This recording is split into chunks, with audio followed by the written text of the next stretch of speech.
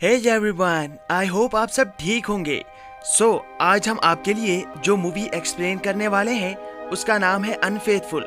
I am sure नाम से ही आपको मूवी के बारे में अंदाज़ा लग चुका होगा। खैर, ये मूवी 2002 में रिलीज हुई थी और IMDb पर इसे 6.7 आउट ऑफ 10 की रेटिंग मिली है और गूगल पर भी इस मूवी को 76% लोगों ने लाइक किया है। ये मूवी एक कपल पर आधारित है जिनमें से लड़की मैरिड होने के बावजूद भी एक अजनबी के साथ प्यार में पड़ जाती है और उसी लड़के के साथ वो अपनी सेक्सुअल फैंटेसीज को पूरा करती है। लेकिन जल्दी इस अफेयर के बारे में उसके हस्बैंड को पता चल जाता है और इसके बाद कहानी में असली ट्विस्ट आता है और वो ट्विस्ट जानने के लिए वीडियो को लास्ट तक देखिएगा। आई गारंटी अगर आपने इस वीडियो को लास्ट तक देख लिया तो आपको रिग्रेट होगा कि इससे पहले आपने हमारा चैनल सब्सक्राइब नहीं किया। इस वीडियो को देखते ही आप हमारा चैनल सब्सक्राइब करोगे। चलिए कहानी को शुरू करते हैं। मूवी की शुरुआत में हमें एक कपल एडवर्ड और कॉनी को दिखाया जाता है जिनका एक 8 साल का बेटा है जिसका नाम चार्ली है। ये फैमिली एक दूसरे के साथ बहुत खुश है।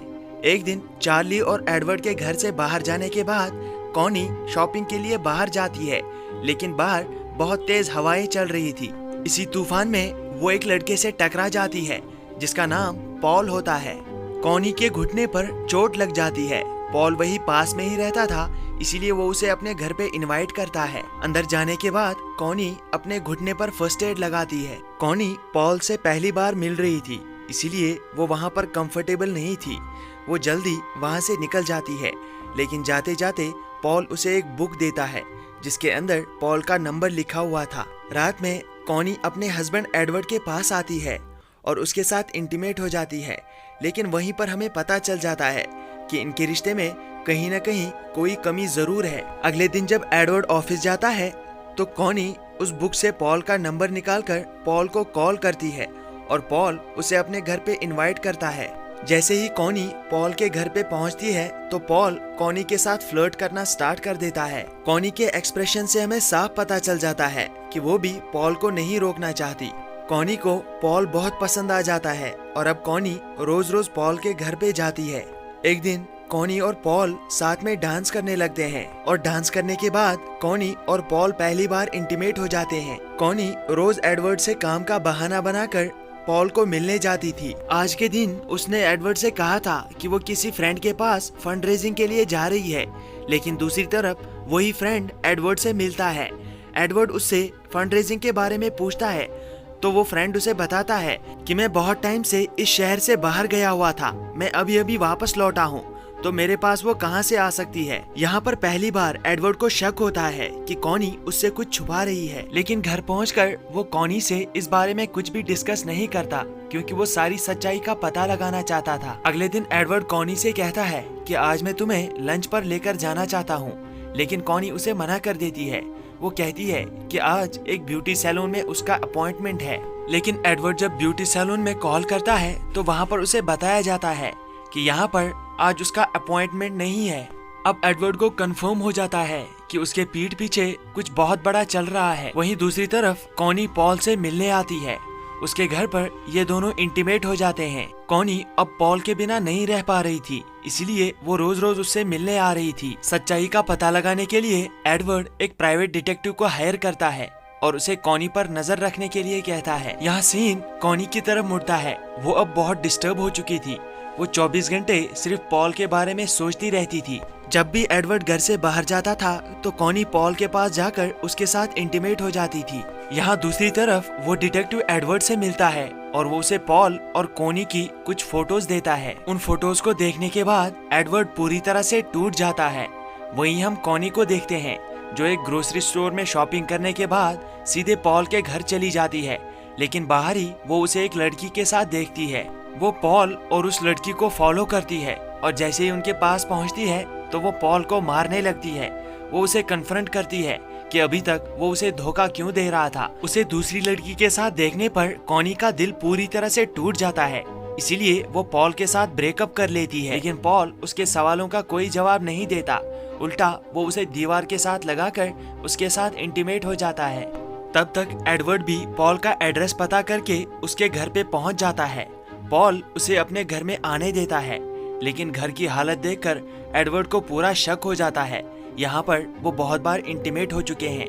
वहाँ पर एडवर्ड को अपना स्नोबॉल भी दिखता है जो कॉनी ने पॉल को गिफ्ट किया था, लेकिन एडवर्ड पॉल से कहता है कि ये कॉनी खरीद कर नहीं लाई है, बल्कि ये मैंने उसे गिफ्ट किया है।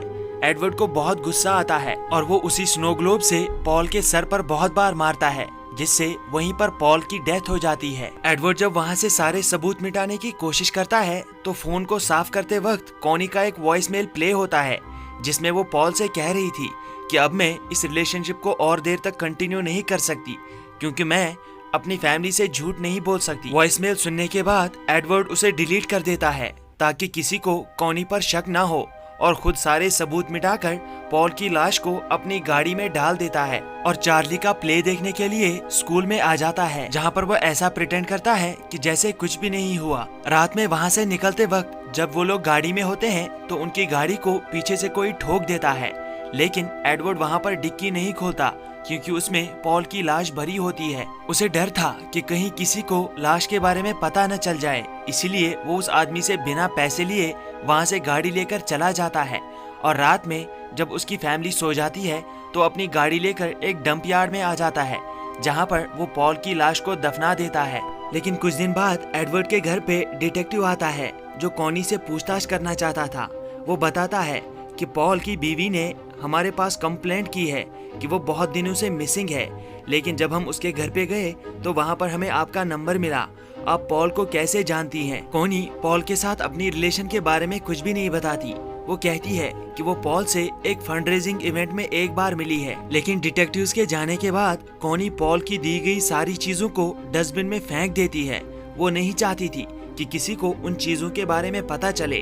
अब कुछ दिन गुजर जाते हैं और डिटेक्टिव्स फिर से उनके घर पे आ जाते हैं। वो कॉनी से पॉल के बारे में फिर से क्वेश्चन करते हैं और कहते हैं कि हमें पॉल की लाश डंप यार्ड में मिली है। पॉल की मौत की खबर सुनकर कॉनी के चेहरे का एक्सप्रेशन ही बिगड़ जाता है, लेकिन यहाँ पर एडवर्ड बीच में आ जाता है। वो कहता है कि जब कॉनी पॉल से मिली थी तो मैं वहाँ पर मौजूद था। वो कॉनी को डिटेक्टिव से बचा लेता है, लेकिन कुछ देर बाद जब कॉनी एडवर्ड के कपड़े लेकर लॉन्ड्री में जाती है तभी एडवर्ड के कोट में उसे अपनी और पॉल की कुछ फोटोज मिलती हैं। वो समझ जाती है कि एडवर्ड को पहले से ही पता था कि पॉल और मेरा अफेयर चल रहा है। उसे ये भी समझ आ जाता है कि एडवर्ड को जब हमारी अफेयर के बारे में पता चला होगा तो उसी ने पॉल का मर्डर किया होगा। लेकिन दूसरी तरफ उसे अपनी गलती के बारे में बहुत बुरा फील हो रहा था।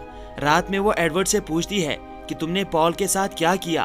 तभी एडवर्ड गुस्से में उसे बताता है कि मैंने उसे मार दिया, लेकिन मैं उसे नहीं मारना चाहता था, बल्कि मुझे तुम्हें मार देना चाहिए था।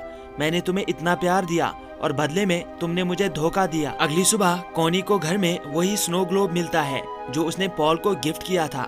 एडवर्ड अब उसे वापस ला चुका था। कॉनी को उस ग्लोब में एक हिडन कंपार्टमेंट मिलता है जिसमें एडवर्ड ने उसके लिए एक सरप्राइज रखा था। दरअसल एडवर्ड ने उनकी 25th मैरिज एनिवर्सरी पर वो कॉनी को गिफ्ट किया था और विश करने के साथ साथ एडवर्ड ने उसमें उनकी एक पुरानी फैमिली फोटो भी रखी थी। लेकिन आज तक कॉनी को उस हिडन कंपार्टमेंट के बारे में पता ही नहीं चला। लेकिन आज ये एहसास होने पर कि एडवर्ड उससे कितना प्यार करता है, वो पॉल की सारी फोटोज जला देती है। वो अपने दिल से भी उसकी सभी यादें मिटा देती है और एडवर्ड से माफी भी मांगती है, लेकिन एडवर्ड कॉनी को कोई जवाब नहीं देता।